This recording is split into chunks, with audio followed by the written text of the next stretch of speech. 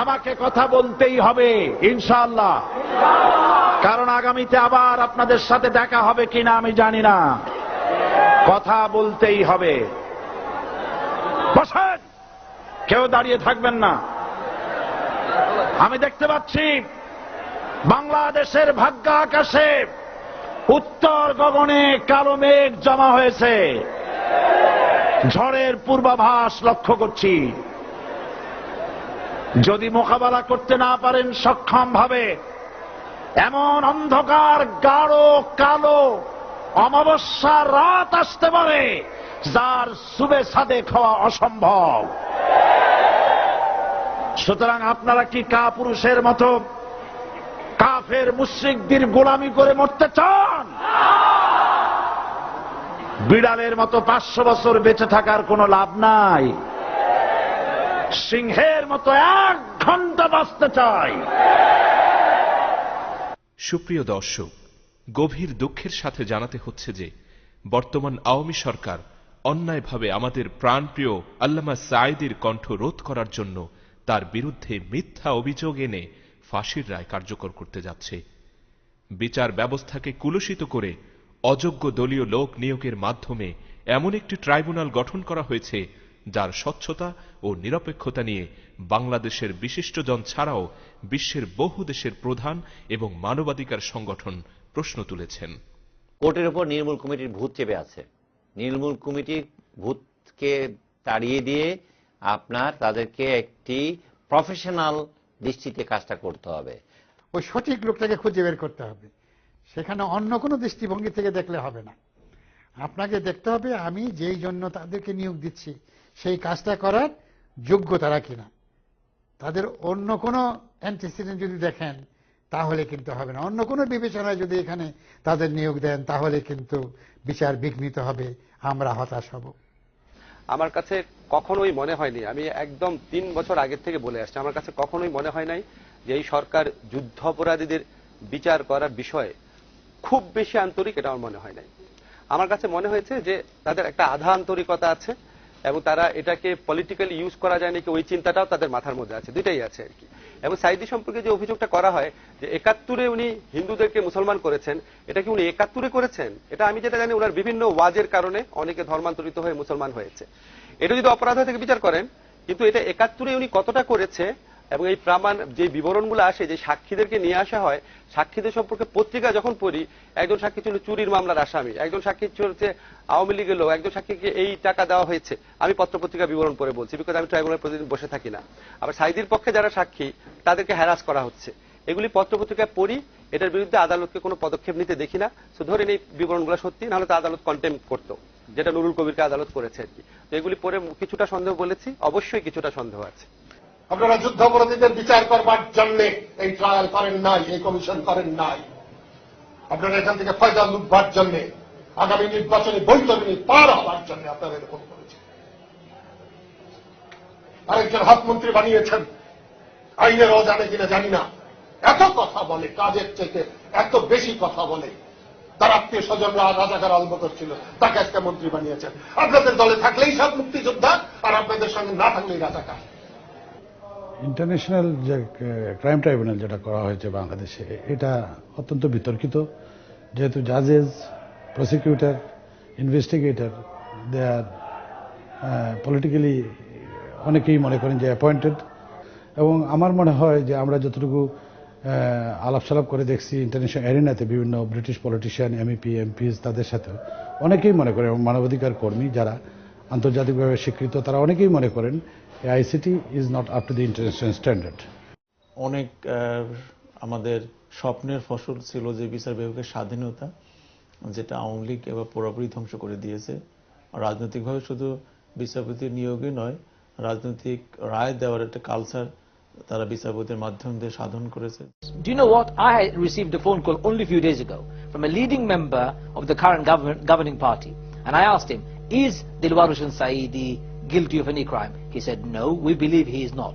But in the interest of the Bangladeshi national, or in the Bangladeshi national interest, we must hang 1 or 2 people to set examples. A national court, however, it is trying international crimes. and the Bangladesh government have withdrawn the national rules of evidence and rights from any accused and given them very restricted rights in the War Crimes Tribunal. In fact, they've withdrawn all the constitutional rights to a fair and impartial trial that an ordinary Bangladesh citizen would have. So it's a very unfair War Crimes Tribunal. এই kangaroo tribunal গঠনের কিছুদিন পরেই ব্রিটেনের প্রভাবশালী পত্রিকা the economist ট্রাইব্যুনালের chairman বিচারপতি নাসিম এবং বেলজিয়াম প্রবাসী আহমদ জিয়াউদ্দিনের গোপন কথোপকথন বিশ্বের মানুষের কাছে প্রকাশ করে দেয়। জনপ্রিয় পত্রিকা দৈনিক আমার দেশের মাধ্যমে এই গোপন কথোপকথন সম্পর্কে জানতে পেরে বাংলাদেশের সকল বিবেকবান মানুষ আওয়ামী লীগ সরকার ও ট্রাইব্যুনালের প্রতি তীব্র নিন্দা জানিয়ে অবিলম্বে ষড়যন্ত্রমূলক বিচার বাতিলের জোর দাবি জানায়। যুদ্ধবিধি বিচার চাই, সবসময় বলেছি যুদ্ধবিধি বিচার চাই, কিন্তু চাই যে আন্তর্জাতিক আইনের মাপে এটা হোক। আজকে আমি যখন খবরটা পড়লাম একদম অনুষ্ঠান শুরু একটু আগে, আমার পিলে চমকে গেল, মানে একদম লিটারালি আমি ভাবলাম যে এটা কি হলো। আন্তর্জাতিক মানবাধিকারের বিচারের ট্রাইব্যুনালের চেয়ারম্যান বলছেন যে সরকার পাগল হয়ে গেছে। তিনি বলছেন যে ছোট মন্ত্রী, বোধহয় মাননীয় আইন প্রতিমন্ত্রী কামরুল ইসলাম সাহেবের কে রেফার করছেন, বলছে যে একটা রায় দিন। পৃথিবীর কোন গণতান্ত্রিক দেশে এক্সিকিউটিভ ব্রাঞ্চ জুডিশিয়াল ব্রাঞ্চের উপরে প্রভাব বিস্তার করে বলে একটা রায় দিন? সেখানে তো ইমিডিয়েটলি এই আইনের গ্রহণযোগ্য, এই ট্রাইব্যুনালের গ্রহণযোগ্যতা থাকে না। যেখানে আমাদের দেশে বিচার বিভাগ স্বাধীনতা নিশ্চিত করা, যে কথা আমি গত কিছুদিন ধরে বলে এসেছি বিভিন্ন জায়গাতে, যেখানে সরকারি মন্ত্রীরা বলেন যে অমুক দিনের মধ্যে বিচার শেষ হবে, এটা পৃথিবীর কোন দেশে এক্সিকিউটিভ ব্রাঞ্চের কর্মকর্তা এখতিয়ারের মধ্যে থাকে না, আমাদের বলছেন। কিন্তু যেখানে স্কাইপের সংলাপে দেখা গেছে যে ট্রাইব্যুনালের চেয়ারম্যান বলছেন যে ছোট মন্ত্রী বলছে রায় দিয়ে দেন, প্রলোভনের ব্যাপার আছে। আপনার ইয়ের জন্য কিছুদিন আগে, বেশ কিছুদিন আগে এই ট্রাইব্যুনালের একজন বিচারক পদত্যাগ করেছিলেন। তখন কিন্তু বাজারে একটা গুজব হয়েছিল যে তিনি এইসব প্রশ্নে মতভেদের কারণে ট্রাইব্যুনাল থেকে পদত্যাগ করেছেন। অ্যাপিলেট ডিভিশনের একজন বিচারক বলছেন যে আপনি 3টা রায় দিয়ে দেন, আপনাকে অ্যাপিলেট ডিভিশন নিয়ে আসবো। প্রলোভন, একদম আন্তর্জাতিক আইনের একদম নবীনতম ছাত্রটি আপনাকে বলবে এটা প্রলোভন। বলা হচ্ছে আপনি 3টা রায় দেন, আপনাকে অ্যাপিলেট ডিভিশন নিয়ে আসবো। চেয়ারম্যান বলছেন আপনি আনবেন তো আমাকে? তদবির। গভর্নমেন্ট গেছে পাগল হয়ে, তারা একটা রায় চায়। সায়েদির জাজমেন্টের একটা রাফ স্কেচ তৈরি করা হয়েছে, ইকোনমিক্স যেগুলো স্ট্রাকচারটা কি হতে পারে হয়তোবা কাল আমি আপনাকে পাঠাবো জাস্ট টু দেখার জন্য। এই স্ট্রাকচারটা তেমন ভাবে করেছি আমরা, তাতে খুব বেশি কষ্ট হবে না আপনার। তারপরে বলেছে আইনমন্ত্রীকে আমি বলেছি, ওই পাশে যার সঙ্গে কথা হয়েছে, আইনমন্ত্রী রাজি হলেই হবে। এই যে কথাবার্তাগুলো, বিচার করবেন বিচারপতি, বিচারপতির তো এত কথাবার্তা, আইনমন্ত্রী কি চাচ্ছেন, আবার বিচারপতি সেখানে নিজামুল হক সাহেব বলেছেন ছোট মন্ত্রী তো এটা চাচ্ছেন না, তারা একটা রায় চাচ্ছেন। এবং একদম ইনভার্টেড কমা দিয়ে প্রতিবেদকের নাম দিয়ে কিন্তু লেখা হয়েছে, এবং এই প্রতিবেদক এই সরকারের আমলে কারাদণ্ড ভোগ করেছে অলিউল্লাহ নোমান।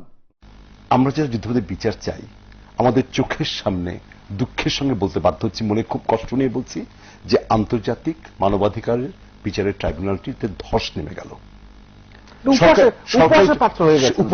সরকার এটাকে টোন ডাউন করার চেষ্টা করবে, বলবে যে ষড়যন্ত্র, যেটা বললেন আওয়ামীপন্থী নাগরিক সমাজ, আওয়ামীপন্থী গণমাধ্যম এটাকে টোন ডাউন চেষ্টা করবে।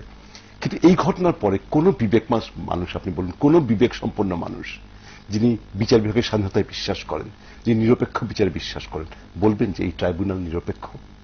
এটা বলতে পারবেন না, আমি তো বুকে হাত দিয়ে বলতে পারবো না। এটা দুঃখের ব্যাপার। এটা এখন কি করবো আমরা, কি কোথায় যাব? যেটা হচ্ছে, আমি জানি না আদালত অবমাননার জন্য আমাকে ঢাকা হবে কিনা, আমি যা বলছি তার পুরো দায় দায়িত্ব আমার, আপনাদের টেলিভিশন চ্যানেল আপত্তি না, চেয়ারম্যানের পদত্যাগ করা উচিত। এই ঘটনার পরে ট্রাইব্যুনাল চেয়ারের কোনো মরাল অথরিটি নেই ট্রাইব্যুনাল চেয়ারম্যান থাকার। এটা তো স্কাইপে রেকর্ড আছে, তোকে বানিয়ে লিখেনি। আর আমি দৈনিক আমার দেশকে ধন্যবাদ দেবো যে আজকে কিন্তু বাংলাদেশের সাংবাদিকতার ইতিহাসে একটা যুগান্তকারী ঘটনা ঘটে গেল, তার সাহসটা দেখিয়েছেন। এবং যদি বাংলাদেশের সাংবাদিকতার ইতিহাস লেখা হয় কোনদিন, আজকের পত্রিকাটির এই প্রথম পৃষ্ঠে হেডিংটি সেখানে থাকবে, এবার কোনো সন্দেহ নেই। ট্রাইব্যুনালের একজন চেয়ারম্যান তিনি কি বললেন যে সরকার আমার কাছে যেন ভাবে একটা রায় চায়। তিনি কি বললেন যে সরকার আমাকে বলছে যে একটা রায় দিয়ে দিলে, 3টা রায় দিয়ে দিলে আমাকে অ্যাপিলেট ডিভিশনে নিয়ে যাবে। সরকার অমুকের মামলাটাকে পিছিয়ে দিতে বলছে, আমি পিছিয়ে দিছি। আওয়ামী লীগের তো উচিত ছিল এই ট্রাইব্যুনালের যে চেয়ারম্যান তার বিরুদ্ধে ব্যবস্থা গ্রহণ করা। এই ট্রাইব্যুনালে মানে এই ট্রাইব্যুনাল 1 থেকে বিচারপতি নিজামুল হক নাসিম পদত্যাগ করেছেন। এই ট্রাইব্যুনালে দেলোয়ার হোসেন সাঈদীর বিরুদ্ধে যে মানবতা বিরোধী অপরাধের যে অভিযোগ ছিল তার শুনানি শেষ হয়েছে, এটা যে কোনো দিন রায়ের জন্য অপেক্ষমান ছিল। এখন আইনের নির্দেশটা কি বা আইনের ইয়েটা কি? পুরো শুনানি হবে, আবার শুনতে হবে। রায় তো আরেকজন নিয়মভাগের জায়গায় আরেকজন আসলে সে তো আর রায় দিতে পারবে না। মানে পুরো শুনানি হবে, পুরো ট্রাইব্যুনালের অন্য দুই সদস্যকে আমরা ধরুন এই অ্যাপিলেট ডিভিশনে যাই, 5 জন জাজ শুনছে, জি কালকে গেলাম একজন জাজ অ্যাবসেন্ট ফর সাম রিজন, আমাদের তো শুনানি হয় না, একজন হয়েছে কেস, আবার সে আসলে তখন হবে। যেখানে একজন জাজ চলে গেল, 3 জন জাজে শুনেছে, একজন যে প্রেসিডেন্ট সে রিজাইন করলো, যেভাবে রিজাইন করুক, যে কারণে রিজাইন করুক, সে নেই, তার জায়গায় আর 2 জন শুনেছে, তারা রায় দিয়ে দেবে? আরেকজন তার জায়গায় এসে রফিকুল্লাহ নিজামুল্লাহর জায়গায় এসে বসলো, সে রায় দিয়ে দেবে? সম্ভব? তাই তো বলছে আমাদের ল মিনিস্টার বলছে তাই হবে, আর নতুন শোনার দরকার নেই, উনি এসে রায় দিয়ে দেবেন। অ্যাবসার্ড কথা এগুলো তো। এইটা পুরোটা আবার শুনতে হবে। হ্যাঁ, পুরো শুনতে হবে।